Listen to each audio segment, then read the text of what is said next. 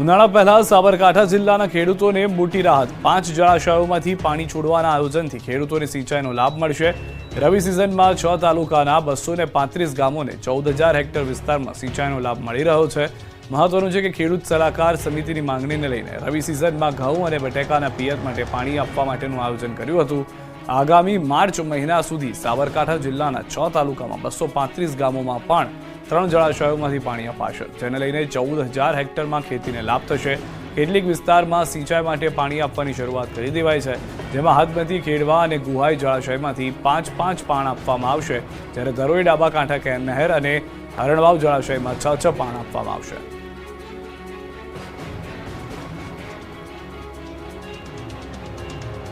મુખ્યમંત્રી ભૂપેન્દ્ર પટેલે સોમનાથ મંદિરમાં પૂજા અર્ચના કરી। સીએમ ભૂપેન્દ્ર પટેલ સોમનાથમાં 3 દિવસ ચાલનારા શિવરાત્રી મહોત્સવનું ઉદ્ઘાટન કરશે। સ્થાનિક આગેવાનોએ સોમનાથ હેલીપેડ ખાતે મુખ્યમંત્રી ભૂપેન્દ્ર પટેલનું સ્વાગત કર્યું। સોમનાથ ટ્રસ્ટ તરફથી જેડી પરમાર અને સચિવ યોગેન્દ્ર દેસાઈએ પણ મુખ્યમંત્રીનું અભિવાદન કર્યું હતું। દ્રશ્યોમાં જે રીતે આપ જોઈ રહ્યા છો, જેવા જ મુખ્યમંત્રી હેલીપેડ પર પહોંચ્યા હતા, શરૂઆત કરાવવામાં આવી છે શિવરાત્રીની આ મહાપૂજા। અને સૌથી વધારે મહત્વની વાત છે કે આ ઉત્સવ જે છે તે સતત 3 દિવસ ચાલવાનો છે। મંદિરમાં પૂજા અર્ચના પણ કરી હતી। મુખ્યમંત્રી ભૂપેન્દ્ર પટેલે 3 દિવસ ચાલનારા શિવરાત્રી મહોત્સવનું ઉદ્ઘાટન છે। સતત 42 કલાક માટે મંદિર ખુલ્લું રાખવામાં આવશે। સૌથી વધારે મહત્વની વાત છે કે જેટલા પણ પ્રવાસીઓ આવી રહ્યા છે, જેટલા પણ દર્શનાર્થીઓ આવી રહ્યા છે, તેઓ તો દર્શન કરી શકે છે। ઓનલાઈન દર્શનની વ્યવસ્થા, ઓનલાઈન પ્રસાદની પણ વ્યવસ્થા ગોઠવી દેવામાં આવી છે। મુખ્યમંત્રી સાથે અન્ય નેતાઓ, મંત્રીમંડળના પણ જોવા મળ્યા હતા, સાંસદ પણ ત્યાં હાજર જોવા મળ્યા હતા। સૌથી વધારે મહત્વની વાત એ પણ છે કે જે મહાશિવરાત્રી છે તેને લઈને મોટી સંખ્યામાં ભીડ રહેતી હોય છે મંદિરમાં, તો તેનું પણ સુનિયોજિત આયોજન જોવા મળી રહ્યું છે। જલસા ન હોય, પરંતુ અમદાવાદની સાબરમતી જેલમાં તો કેદીઓ લીલા લહેર કરી રહ્યા છે। જાણે ઘર હોય તે રીતે મસ્ત ગાદલામાં આરામ ફરમાવી રહ્યા છે। દ્રશ્યોમાં જોવા મળી રહ્યું છે કે સાબરમતી જેલની એક બેરેકમાં ગાદલા નાખી કેદીઓ સૂતા છે, આરામ ફરમાવી રહ્યા છે। અન્ય વિડીયોમાં જેલમાં મુલાકાત રૂમનો છે। સાબરમતી જેલમાં આરામના નામથી વિડીયો વાયરલ થઈ રહ્યો છે। કેદીઓના 2 વિડીયો વાયરલ થતા આ અંગે સેન્ટ્રલ જેલે ખુલાસો કર્યો। અમદાવાદ જેલનો વિડીયો ન હોવાનો દાવો કર્યો, વિડીયો પણ જૂના હોવાની વાત કરી। પોરબંદરમાં પાલિકાનું શોપિંગ સેન્ટર બન્યું ખંડેર। ચારે બાજુ જંગલ, દુકાન આસપાસ જાળી ઝાંખરા, ખુલ્લી દુકાનો અને ખંડેર લાગતું બિલ્ડિંગ। દ્રશ્યો છે પોરબંદર મહાનગરપાલિકાના શોપિંગ સેન્ટરના। મહાનગરપાલિકાએ 87 લાખના ખર્ચે શોપિંગ સેન્ટર તો બનાવી દીધું, પરંતુ પાલિકાને લોકાર્પણ કરવાનો સમય મળતો નથી, એટલે લોકાર્પણ પહેલા 3 વખત ખંડેર હાલતમાં શોપિંગ સેન્ટર ફેરવાયું છે। આ માર્કેટ બન્યાના 10 વર્ષ બાદ પણ ખંડેર હાલતમાં છે। તંત્ર દ્વારા બિલ્ડિંગની જાળવણી કરવામાં ન આવતા બિલ્ડિંગની ચારે બાજુ જંગલ જેવા વૃક્ષો ઉગી નીકળ્યા છે, જાણે કોઈ અસામાજિક તત્વોનો અડ્ડો બની ગયો છે। મોટા ઉપાડે શોપિંગ સેન્ટર તો બનાવી દીધું, પરંતુ કોઈ સંભાળ ન થતા હવે આ બિલ્ડિંગ ભૂતિયું બિલ્ડિંગ બની ગયું છે। તંત્ર દ્વારા મરામત ન કરાતા હવે આ શોપિંગ સેન્ટરમાં કોઈ દુકાન લેવા વેપારીઓ તૈયાર નથી, એટલે નાના વેપારીઓને દૂર ખસેડી આ શોપિંગ સેન્ટર બનાવવામાં આવ્યું હતું, પરંતુ લોકોના નાણાંનો વેડફાટ થઈ રહ્યો છે। કચ્છની સ્ટ્રોબેરીની મુંબઈમાં ધૂમ, ખેડૂતના દીકરાએ દેખાડ્યો દમ। સ્ટ્રોબેરીની ખેતી મહારાષ્ટ્રમાં જ થાય એવું માની લેવાનું કોઈ કારણ જ નથી, કારણ કે હવે તો કચ્છની ધરતી પર પણ આ રીતે સ્ટ્રોબેરીનો પાક લહેરાવા લાગ્યો છે।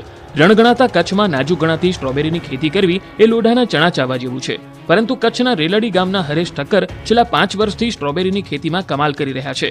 સ્ટ્રોબેરીના 18,000 છોડથી શરૂઆત કરનાર હરેશભાઈએ આજે પોતાના 7 એકર ખેતરમાં સ્ટ્રોબેરીના 2 લાખથી વધુ પ્લાન્ટ ઉગાડ્યા છે।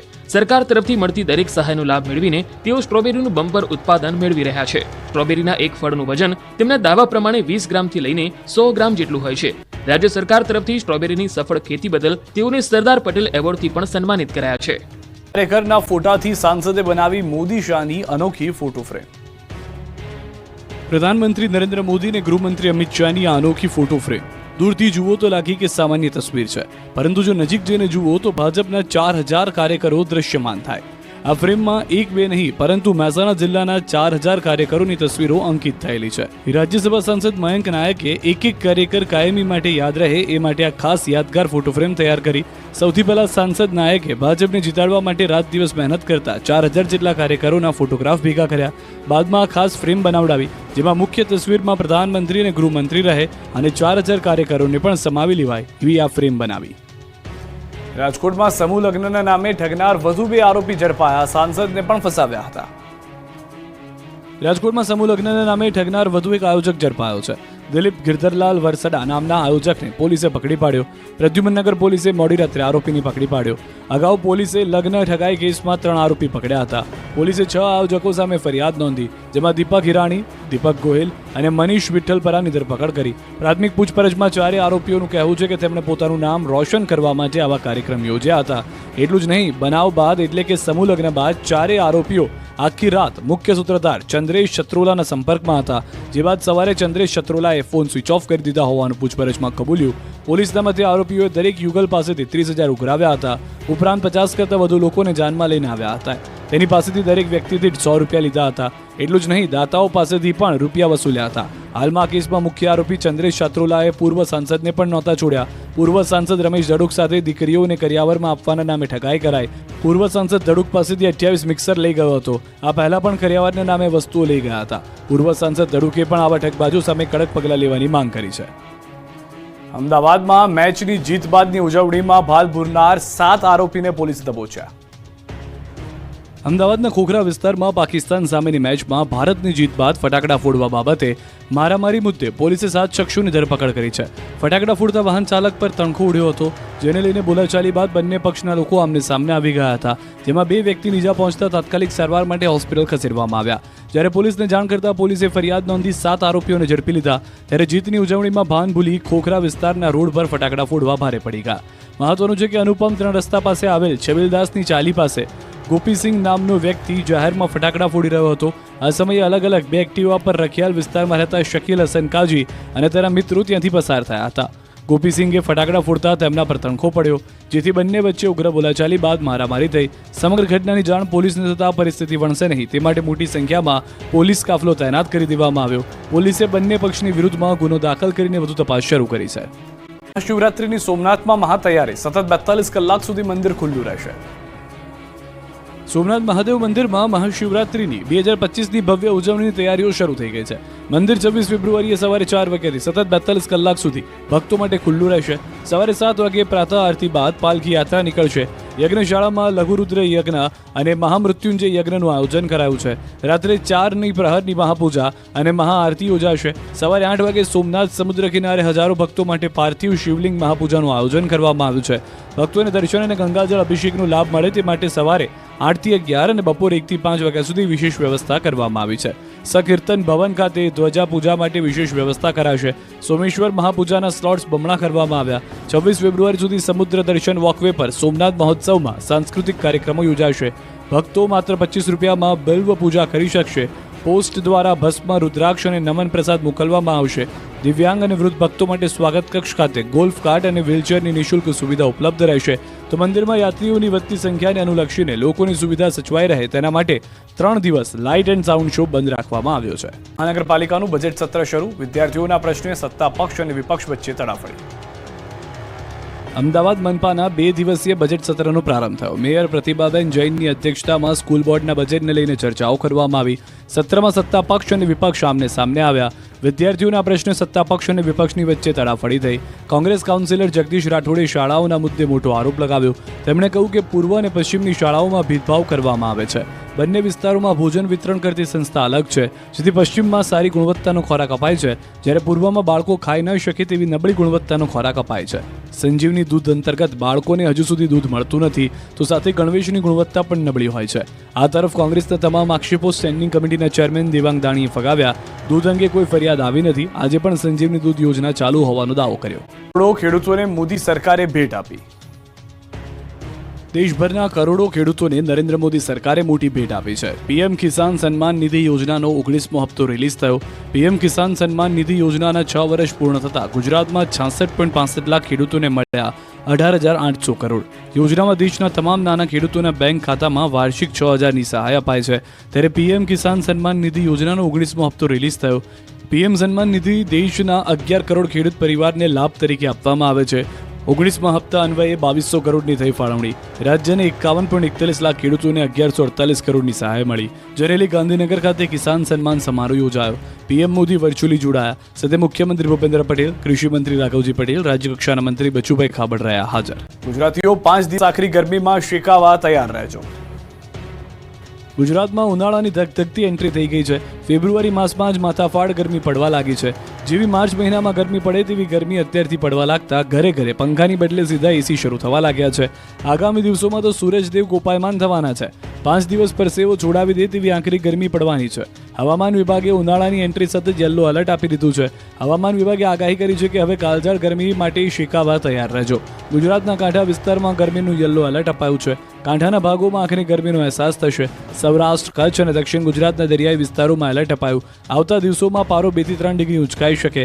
આ વિસ્તારોમાં અઠવાડિયાના મધ્ય સુધીમાં ગરમી 40 થી 41 સેલ્સિયસ તો સુરતની આસપાસ કેટલાક સ્થળે 42 સેલ્સિયસે પારો પહોંચી શકે છે. રાજ્યના મોટાભાગના તાપમાન 37 થી 38 સેલ્સિયસ રહેવાની સંભાવના છે. અમદાવાદમાં પણ ભારે ગરમીનો અહેસાસ થશે.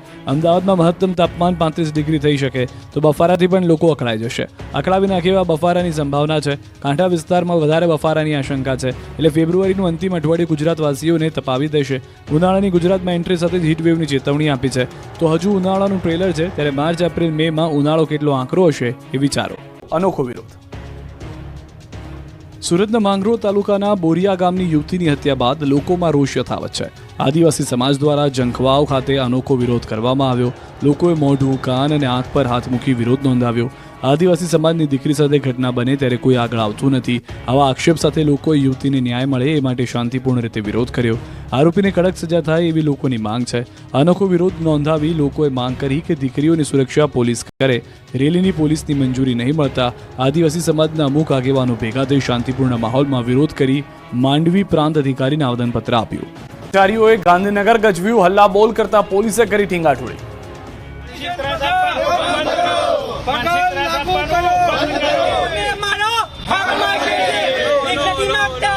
ગુજરાત રાજ્યના વિલેજ કમ્પ્યુટર એન્ટરપ્રેન્યોર કર્મચારીઓએ કંઈક આ રીતે ગાંધીનગર ગજવ્યું.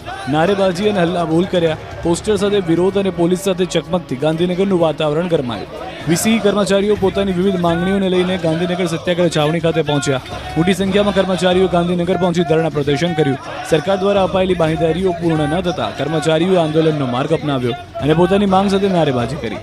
સરકાર વિરોધી હુરિયો બોલાવ્યો. આ વાતની જાણ થતાં પોલીસ સત્યાગ્રહ છાવણી ખાતે પહોંચી ગઈ. વિરોધ કરી રહેલા કર્મચારીઓને અટકાયત કરી. પોલીસ બસમાં બેસાડી પોલીસ સ્ટેશન લઈ જવાયા. મહત્વનું છે કે વીસી કર્મચારીઓ છેલ્લા 8 વર્ષથી વિવિધ માંગણીઓ કરી રહ્યા છે. તેમની મુખ્ય માંગણીઓમાં કમિશન પ્રથા બંધ કરવી, નિયમિત પગાર ધોરણ લાગુ કરવું, લઘુત્તમ વેતનધારો અમલમાં મૂકવો અને ઈ ગ્રામ પોલિસીમાં ફેરફાર કરવાનો સમાવેશ થાય છે. મહત્વની વાત એ છે કે મંત્રીઓ પણ સ્વીકારી રહ્યા છે કે તલાટી ન હોય તો ચાલશે, પરંતુ વીસી વગર ગામનું વહીવટી કામકાજ ચલાવવું મુશ્કેલ છે. આમ છતાં વીસી કર્મચારીઓનું આર્થિક શોષણ સતત ચાલી રહ્યું છે. નો મુદ્દો વિધાનસભામાં ગાજ્યો. કોંગ્રેસી ધારાસભ્યોનો ડોક્ટર દર્દી બની નાટ્યાત્મક વિરોધ.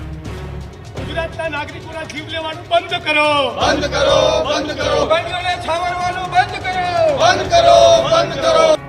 કોઈ હાર્ટના ડોક્ટર બન્યા, કોઈ ઘૂંટણના તબીબ, કોઈ સપોર્ટિંગ સ્ટાફ બન્યું તો કોઈ દર્દી બન્યું, કોઈ બન્યા પરિવારજન અને પછી ગાંધીનગર વિધાનસભા બહાર દર્દીનું ઓપરેશનનું ભજવ્યું નાટક. ખ્યાતિકાંડ મુદ્દે કોંગ્રેસને અનોખો વિરોધ જોવા મળ્યો. કોંગ્રેસી ધારાસભ્યોએ ડોક્ટર બની, દર્દી બની નાટ્યાત્મક વિરોધ કરી વિધાનસભામાં ખ્યાતિકાંડનો મુદ્દો ગજવ્યો. સરકારને ઘેરવા માટે ખ્યાતિ મલ્ટી સ્પેશિયાલિટી હોસ્પિટલમાં થયેલા PMJY યોજનાના કાંડ મુદ્દે કોંગ્રેસ દ્વારા વિધાનસભા પરિસરમાં વિરોધ કરવામાં આવ્યો. વિધાનસભાના પગથિયા પર જ કોંગ્રેસ વિધાનસભા પક્ષના નેતા અમિત ચાવડા અને ધારાસભ્યો દ્વારા નાટક રજૂ કરી ખ્યાતિકાંડને રજૂ કરવામાં આવ્યું. ધારાસભ્ય જિગ્નેશ મેવાણી, ઇમરાન ખેડાવાલા, ડોક્ટર તુષાર ચૌધરી ડોક્ટર બન્યા હતા, જ્યારે કાંકરેજના ધારાસભ્ય અમૃતજી ઠાકોર દર્દી બન્યા. બાદમાં ખ્યાતિકાંડની તપાસ CBI કરે. અન્ય હોસ્પિટલમાં પણ તપાસની માંગ સાથે નારા લગાવ્યા. ગુજરાત વિધાનસભા કોંગ્રેસ પક્ષના નેતા અમિત ચાવડાએ આક્ષેપ કરતા જણાવ્યું કે કમિશન લેવા માટે કરોડો રૂપિયાનો ભ્રષ્ટાચાર કરવામાં આવ્યો છે. 1500 રૂપિયામાં આયુષ્માન કાર્ડ કાઢી આપવામાં આવે છે, ત્યારે ખ્યાતિ હોસ્પિટલનો કેસ ફાસ્ટ ટ્રેક કોર્ટમાં ચલાવવા, કૌભાંડીઓને ફાંસીની સજા આપવાની માંગ અને CBIની તપાસ પણ થવી જોઈએ તેવી માંગ કરી. તો કોંગ્રેસે ગૃહમાં રાજકોટની પાયલ હોસ્પિટલના CCTV વાયરલ થવાનો મુદ્દો ઉઠાવ્યો.